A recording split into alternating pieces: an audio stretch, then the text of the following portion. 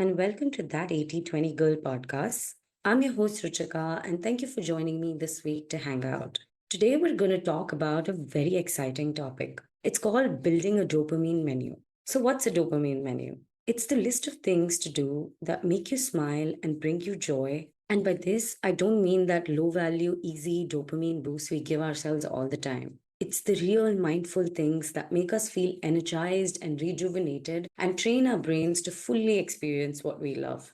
It was actually started in 2020 by a YouTuber called Jess McKay, who made this as a tool for people with ADHD. People with ADHD generally lack dopamine and they need constant stimulation. It has come back again from a creator called Peyton, who has this podcast called Note to Self, which I absolutely love. I listen to her all the time, and she's created and shared her own dopamine menu of the list of the things that make her feel good. This intrigued me so much because I think I have self diagnosed ADHD for sure. At least I used to have it, and it was peaking during my 20s.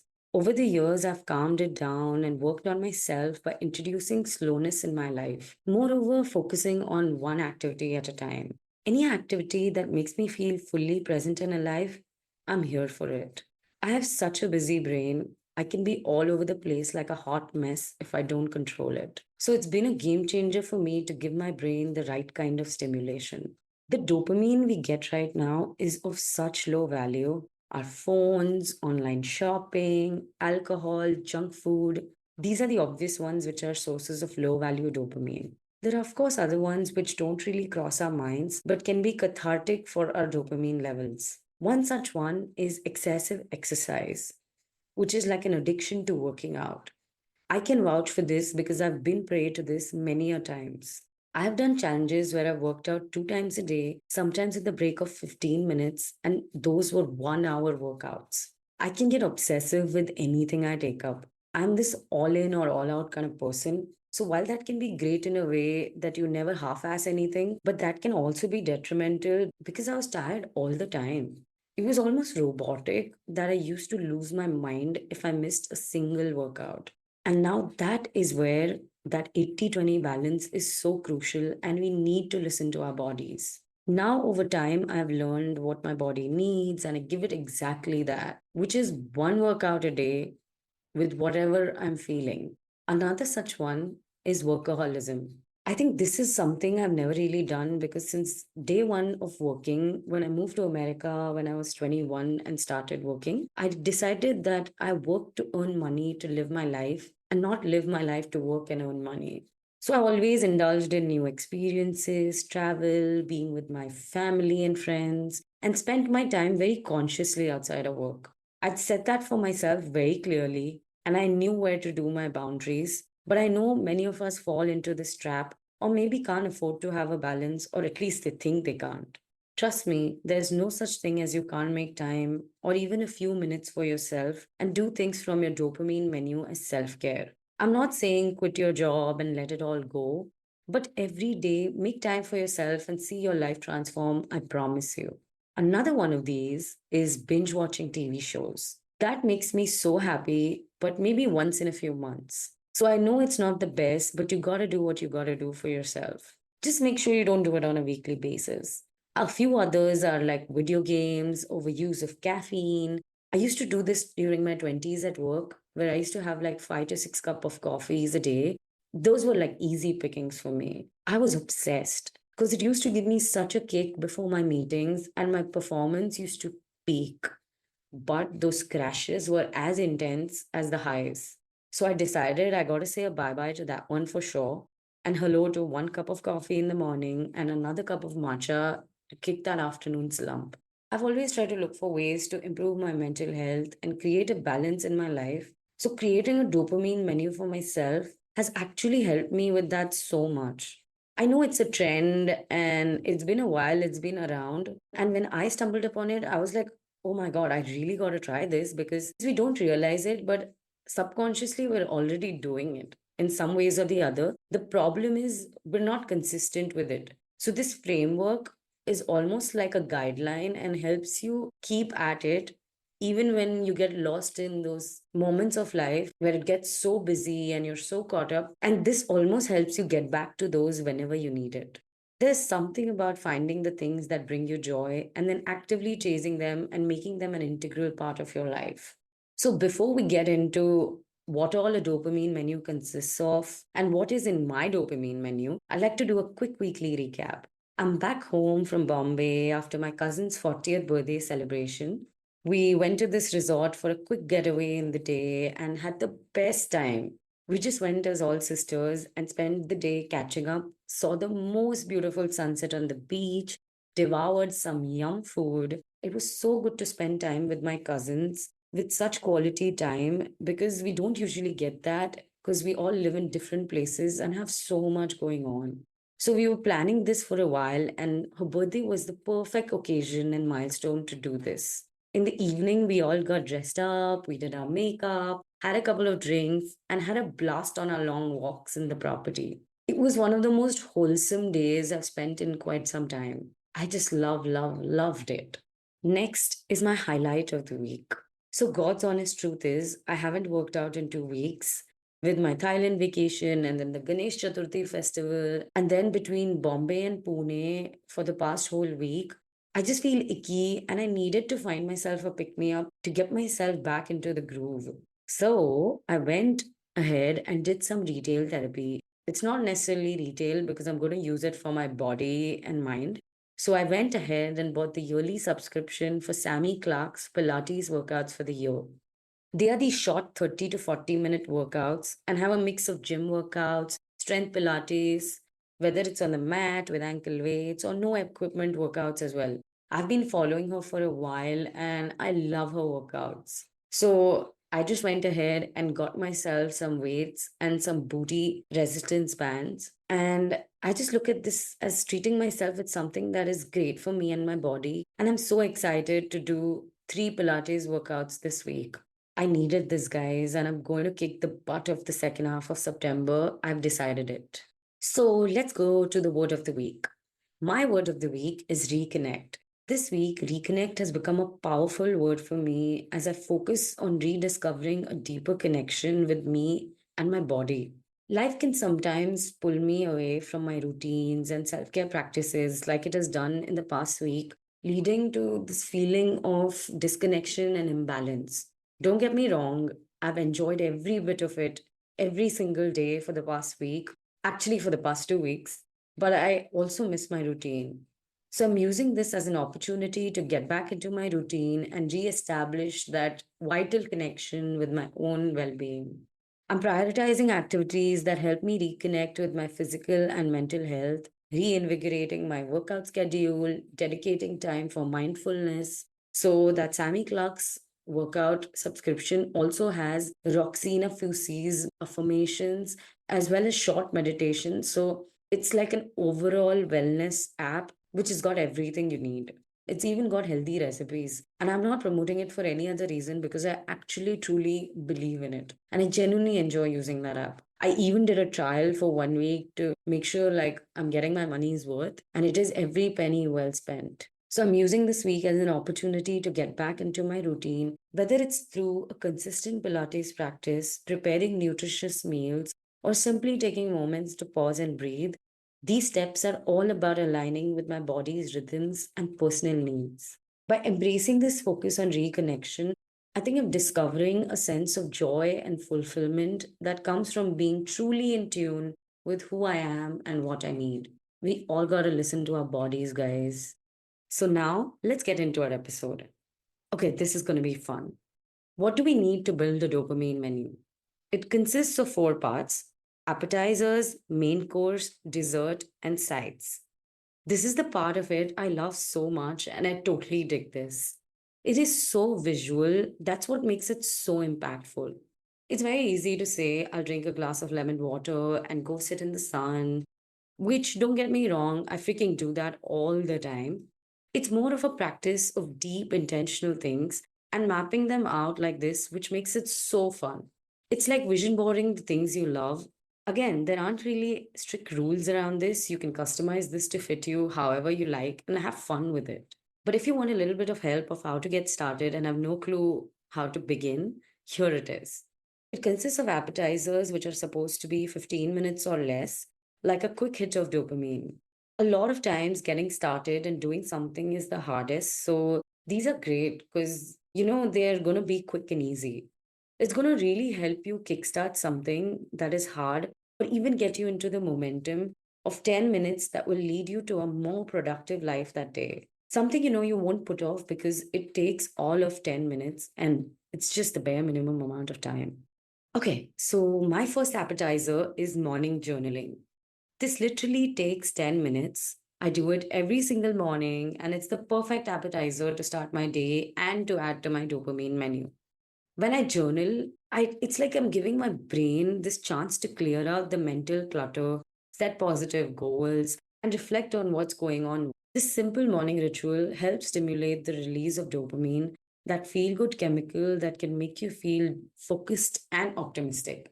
I also add a gratitude practice to this, where I'll write 5 things I'm grateful for in life, or maybe even the previous day. When you start your day by focusing on what you're grateful for, you're training your brain to notice the positive aspects of your life. This simple shift in perspective can boost your mood and set a positive tone for the day ahead. And I say this with years of practice. It just improves your resilience towards stress. And trust me, I've been doing this for so long that I don't even know life before it. So it's very well fitting as the first item on my dopamine menu. Next appetizer is making myself a matcha latte. Of course, matcha latte had to be on this because anyone who knows me knows how obsessed I am with matcha. A lot of caffeine isn't necessarily the best thing if you're an anxious person. So, this works as a perfect break during the day for me. It's a quick 10-minute reset. It takes me away from everything I'm doing and makes me focus on something that's bringing me joy, even for as little as 10 minutes. It somehow makes me feel so good knowing I'm making a conscious effort to do something that is good for me and choosing a better alternative to my usual coffee. I try so many variations of the matcha latte. So, you know what? I'll just give you some of those, which are my favorites. So, there's, of course, the ice matcha latte, which is so refreshing. It's cold and it's perfect for warm weather here in India. And that's a staple. Next one is this matcha chai latte, which combines matcha with spiced chai for a unique twist, which, of course, I got obsessed with in America in Starbucks, which was my daily morning pick me up. It was my usual repeat order every single time I was at Starbucks. Otherwise, I hate Starbucks. That was the only thing that could draw me to it. Next one is this oat milk matcha latte, which I've gotten into recently and nobody can pull me away from it. I love this one so much. And my go to is adding a touch of cinnamon to it. And then another one is this matcha mint latte, which is, I mean, it might be a little controversial, but I love my cooling mint with matcha. Matcha and mint are not usually a common pairing, but I find it too refreshing literally at any time of the day. So you can see how obsessed I am with matcha that I keep experimenting with different ones every day. It's what I'm feeling that day and which matcha is calling out to me. I always use my favorite mug to romanticize this whole thing. And I know it sounds like an old lady, but I mean, isn't life about all of this? Romanticizing those little things and taking those real intentional conscious pauses which we give our body. And I have been a huge fan of this.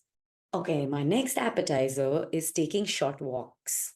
Taking a quick 15-minute walk during the day is like a mini happiness hack for your brain.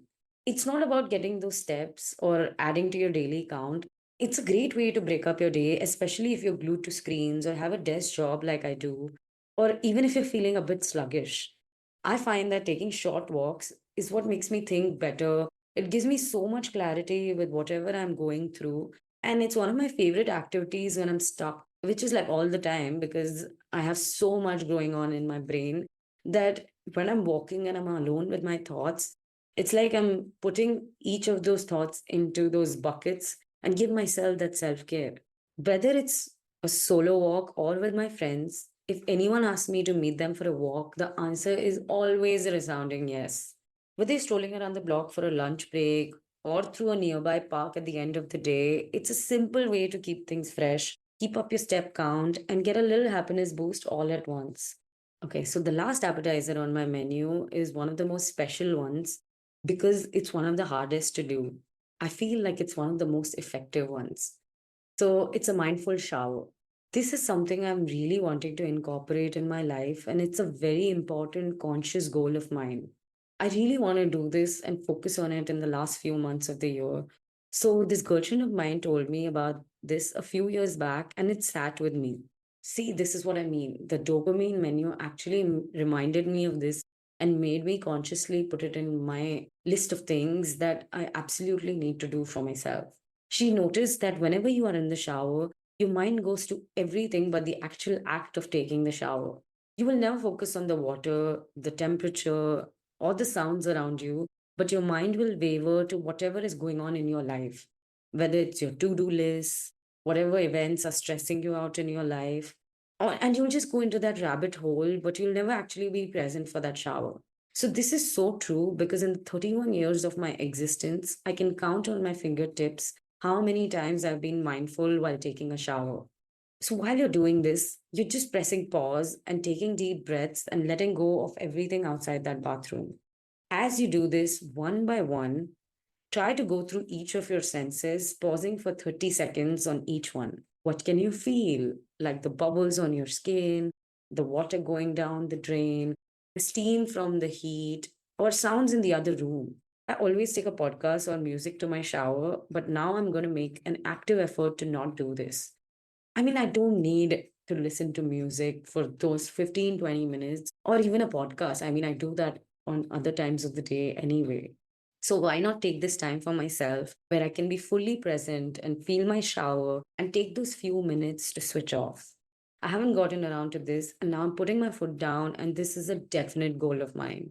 Now we'll move on to the main course. So the main course is more like things that might take from an hour to 2 hours, but they are going to fill your cup like no other. They make you feel so wholesome and alive, an absolute rush of dopamine and everything that your body needs. And it's going to bring all your senses alive.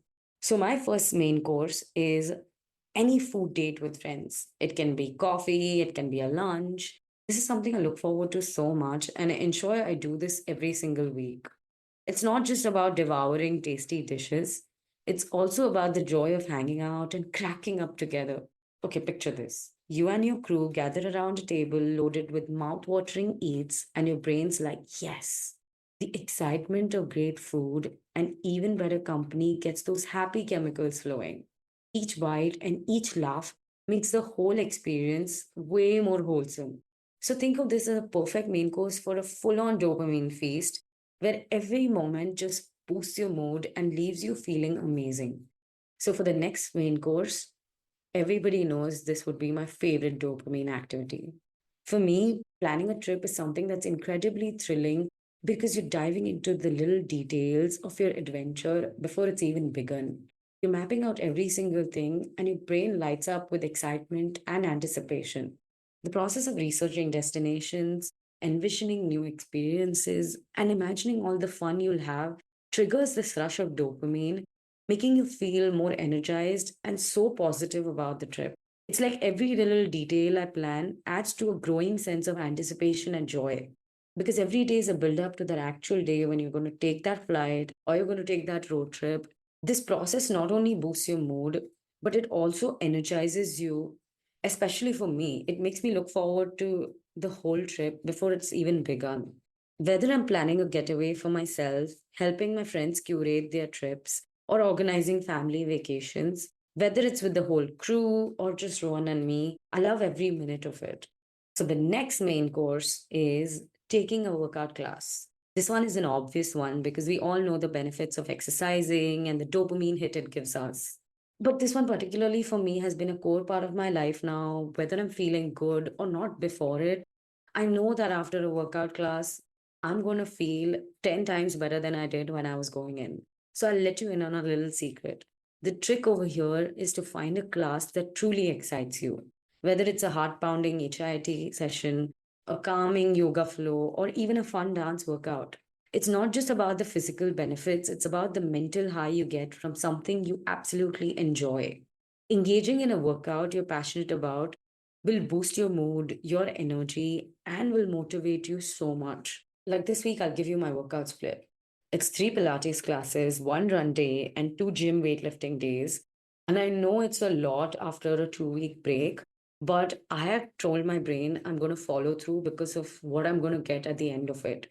So I love my Sundays where I sit and decide my workouts for the week. It genuinely gets me so excited and so look forward to them now.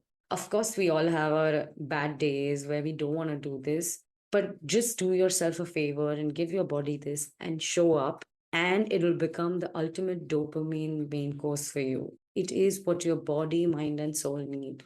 So, the next thing is decluttering the forgotten spaces. This one is one of those things I don't necessarily enjoy. But I know it's just great for my brain and my overall being. The high that I get after I clean a space is wild. And I always hated going in. That's why I listen to music or a podcast while doing it. But it just somehow always ends up that I'll keep cleaning even after the podcast is over. So anytime I want to do this, I'll start with the obvious ones like my closet or vacuuming a room or cleaning a cluttered table.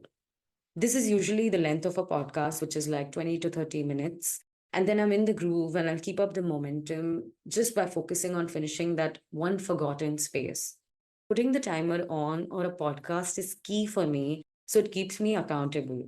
This way, it's not overwhelming because I know that it's the definite amount of time that I'm doing it, but it also feels like a double win because it doesn't take too long to do that forgotten space. And then it adds to my previous win of cleaning that obvious space. Like it could be a drawer that looks like complete chaos, or it could be a small bookshelf that needs reorganizing. I only find one space, which is key, because if I try to do any more than one, it just gets too much. It's just too overwhelming. I've done this for almost everything in my kitchen. Then I've done it for the drawer in my study, my dresser, and this weekend I think I'll do my bathroom shelf. It's important to find that one specific thing and get through it because the act of doing so is going to be a guaranteed way to give your brain the dopamine it needs. You train it to know that there is a win at the end of this when you'll feel so accomplished that you'll want to keep doing it. And the last one on our main course is solo dates. For me, solo dates have become just a crucial ingredient on my dopamine menu. I spoke about this on my last episode and have a full list of solo dates for you. So if you haven't checked it out, go check out that episode and you'll get so many ideas for different ways to spend time alone and why it's so important for all of us.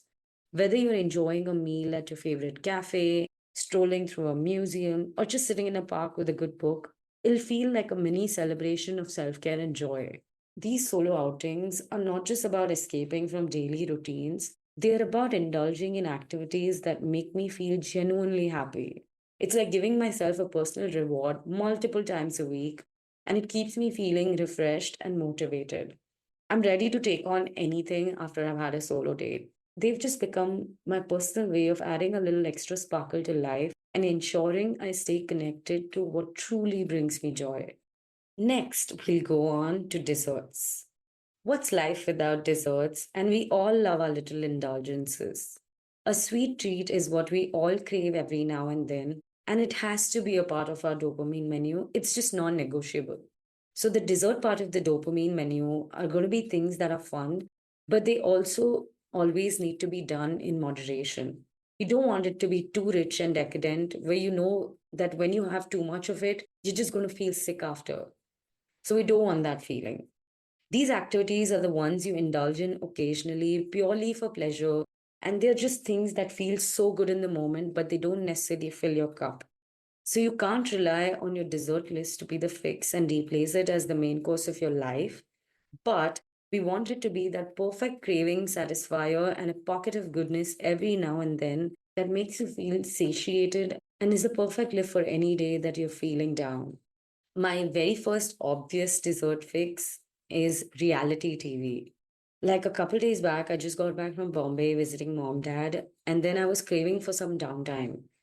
So the entire evening, I watched Selling Sunset for 4 hours straight.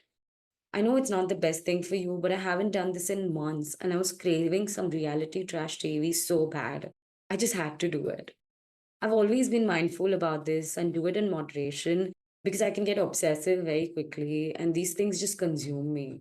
So now it's done, I've watched it, and we can all move on. But I honestly had the best time.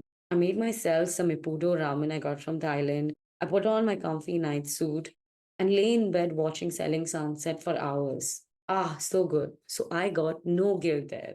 Next thing on my dessert menu is online shopping. So this is something I love, but I can go crazy with this. When I moved to India, I kid you not, there were days where the bell rang like 8 to 10 times with things that I had shopped getting delivered to our doorstep literally every single hour. This went on for months until one day Rohan was like, "Babe, you really need to stop.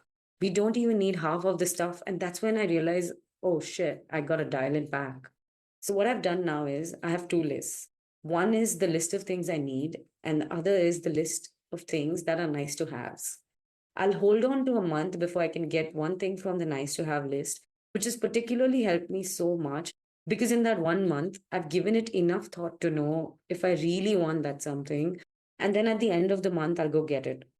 Or if I forget about it and I don't think about it in the month, then I definitely don't need it. And it also helps train my brain to use it as a dessert, maybe once a month or a fortnight. But the key is getting only one thing from that nice to have list. We all need shopping therapy, whether it's online or in person, time to time. My vice is online shopping, and it's here to stay from time to time.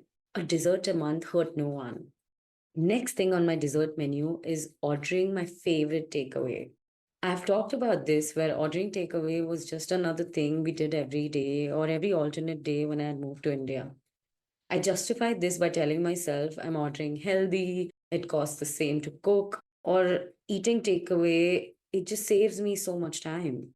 But then after 6 months, we both were so tired of eating out, and it was just not sustainable because even though we were making healthy choices, I just didn't like the taste of those places over and over again. I just craved home food.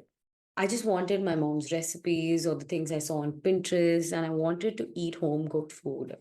So we completely cut down on ordering takeaway. And now it's a once a week indulgence. It's been so, so good. And honestly, I cherish it so much more. It's become a special thing because we make it a whole activity.